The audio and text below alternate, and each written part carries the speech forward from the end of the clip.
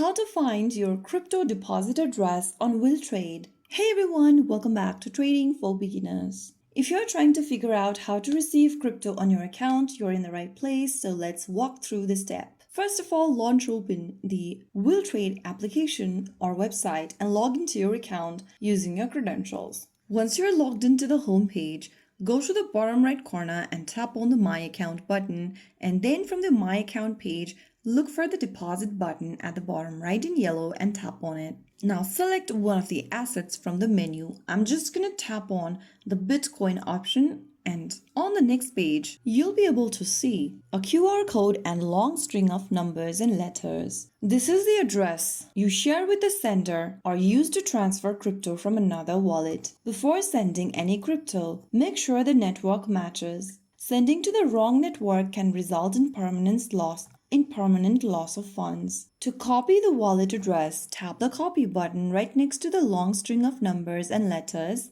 and the wallet address will be copied in your device's clipboard. Now paste it whenever needed or wherever needed. Avoid typing it manually to prevent mistakes.